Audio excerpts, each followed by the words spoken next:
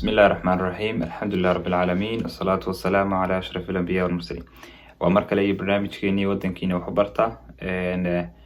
حلقة waxaan maanta kaga hadlaynaa arrimo ku saabsan aqoonta iyo ummadda islaamka halka ay ka taagan yihiin aqoonta waxaan cilmiga la yiraahdo ama aqoontu waa shay aad u muhiim ah bal marka aynu eegno dhowr arrimood ama waxyaabo soo muuqday oo sheegaya halka aynu ka taaganahay maanta iyo aqoonta arrinta koowaad ee rabo inaan maanta halkan ka xusaa waxa weeyaan dadka diinta ku xidhan iyo sida ay uga fog yihiin aqoonta gaar ahaan aqoonta nolosha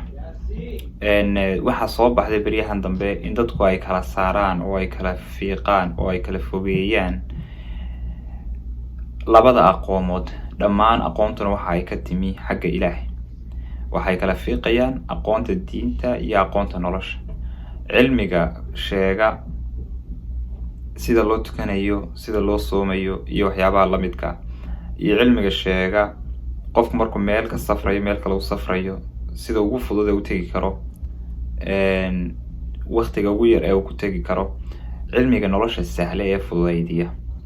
iyo cilmiga qofka aakhiradiisa noloshiisa aakhiro sahla ee fududeydiya waa cilmigii diinta iyo cilmigii nolosha adduunyo labadiiba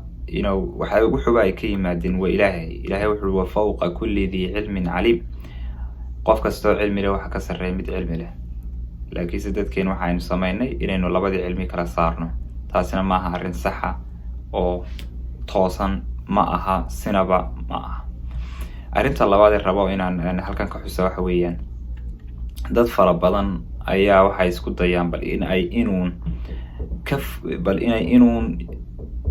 ay horumar ka gaaraan cilmiga nolosha hase yeeshee dhibaatada ku dhacday waxa weeye waxay ka fogaanayaan cilmiga diinta waxay ka fogaanayaan kitaabka quraanka xadiiska rasuulka sallallahu alayhi wasallam dhammaantood waxa labadaba ku jira aqoon nololeedna way ku jirtaa aqoon aakhirana way ku jirtaa ifiya aakhiro hayeeshee laakiin quraanka uma soo degin inuu noqdo chemistry iyo biology iyo waxyaabo la mid ah quraanku wuxuu soo degay xanuun ayuu soo degay inuu si guud ku sheego ku raahdo baad ilaahay wuxuu qol siiru fil ard fanzuru kayfa bada al khalq waxa tiraahdaa dhulka socda oo waxa eegtaan oo ogaataan bal sida ilaahay subxaanahu wa ta'ala uu bilaabay khalqiga abuurka sidoo bilaabay abuurkeena abuurka samada abuurka xayawaanka abuurka dhirta sida ilaahay subxaanahu wa ta'ala abuurka bal u bilaabay bal fiirsan macna ilaahay wuxuu sheegay in wax ka ogaan karno arrimahaas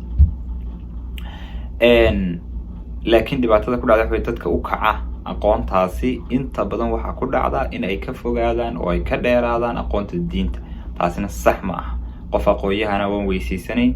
taasina iyada qudheeduna sax ma aha ee waxaynu rabnaa xagga diintana yaan 100% soom iyo salaada ka dhigin noloshaada ee nolosha dhan Ilaahay si wuxuu dhan okay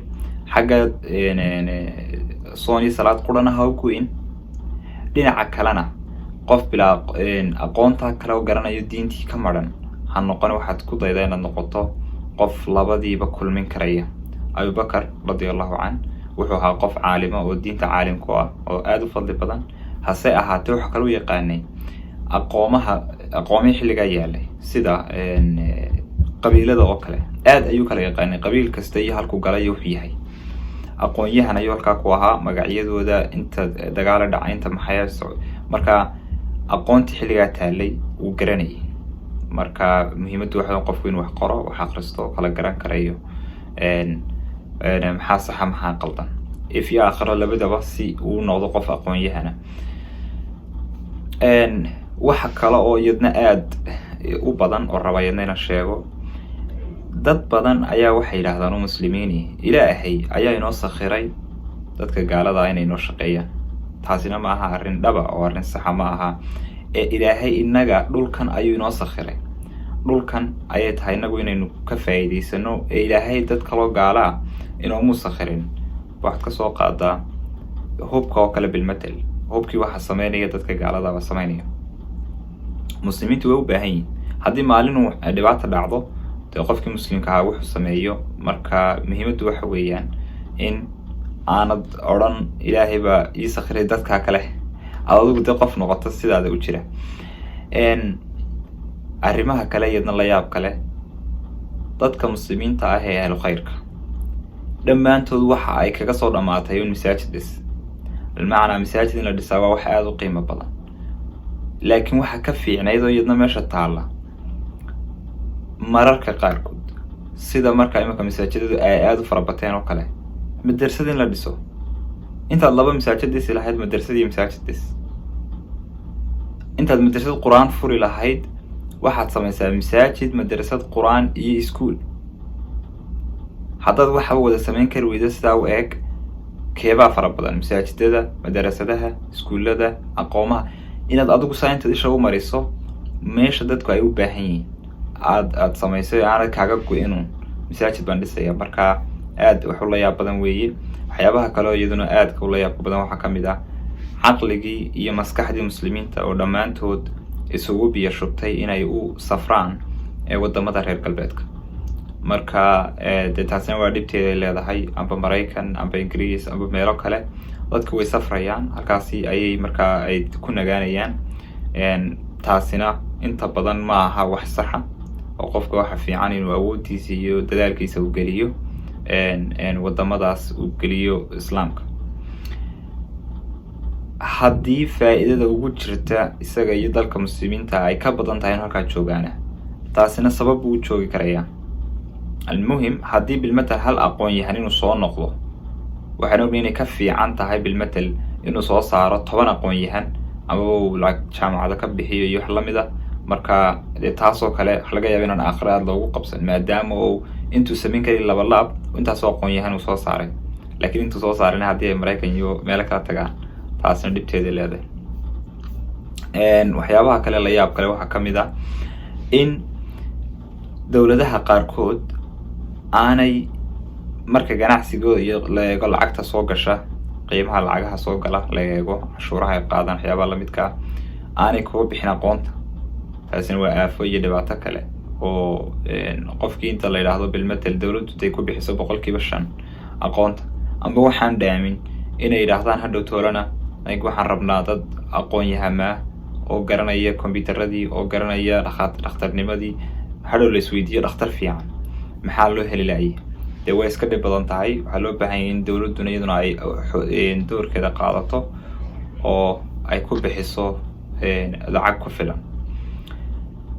waxa kale oo jira cilmi baadhisaha. aqoontan lagu sheegayaa noloshu inta badan waa cilmi baadhis, waa wax la baadhay oo la ogaaday, waa wax hore u jiray oo la ogaaday, ma aha wax la sameeyey. wax la sameeyey haba yaraatee waa iska yari baba jiraba. waxay dhahdaan hal atom lama samayn karayo. atom cannot be created or destroyed. 1 atom yar, wax yar oo nolosha ka mid ah, lamana baabiin karo, lamana samayn karo inta in leeg, walaa energy walaa waxba. waa wax Ilaahay subxaanahu wa tacaala uu abuuray. wabillahi tawfiiq. hadalku intaas ku dhan yahay, laakiin waa la baadhaa, waxbaa laga ogaadaa, horumar ayaa deedna halkaa laga sameeyaa. cilmi baadhisihiinu aad ayay hooseeyaan, bale wadamada qaar sida wadanadeena oo kale waaba iska adagta inaad ogaato. laakiin cilmi baadhis nooceeyaan samaynaa. maxaynu samaynay? cilmi baadhis hawadaa baynu samaynay, mid waxyaabaha nool miyaynu samaynay, kombiyuutarada miyaynu samaynay, wax aynu samaynay cilmi baadhis ku samaynay waa iska kooban yahay. bale afkeennii Soomaaliga aynu ku faanaynay ayaabad moodaa imanka inuu sii dhimanayo. marka dee marka afkeenu dhintana dadnimadeennii iyo waxaynu haynba halkaasay ku dee iyaguna ku baabeen. waxaa jira in dadka loo kala qaybiyo qaybo, amba dowladaha loo qaybiyo qaybo. qaar horumaray waxay dhahdaan aqoontii ka horumareen, qaar soo socda aqoontooda soo socota, iyo qaar liita because aqoontoodii baaba dhulka taagan. marka qofka aan waxna akhriyin waxna qorini adduunka meel inuu ka gelayo amba uu hogaamiyaa oo waxaan dhacayn. marka inaguna dee inaad aragtay mooyaane dadkeena in badan ayaan kitaabka qur-aanka kala furin. bal u fiirso, marka lagu leeyahay wax qoro, wax akhri, waxa ku jira kitaabkii qur-aanka qofka inuu akhriyo. subxaan allah, dad badan baa u nool sidii jaahiliyadii iyo intaasoo kunoo sano ka hor nool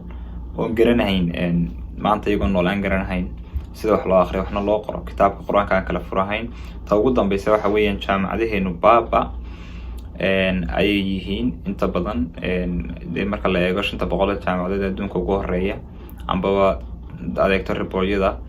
inagu meeshaynu kaga jirnaa waa wax aad u liidata like wadamadeennaaas dee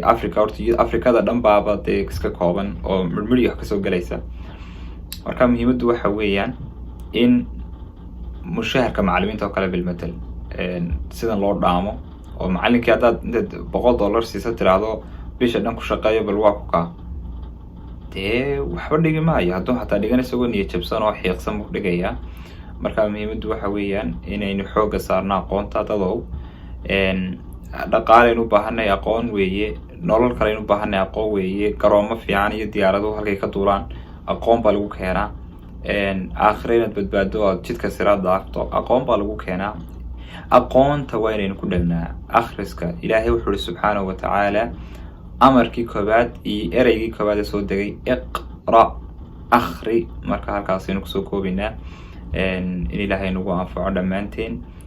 intaynu ku kulmayno madaltan lamida waxaan idin leeyahay dhammaantiin assalaamu calaykum waraxmatullahi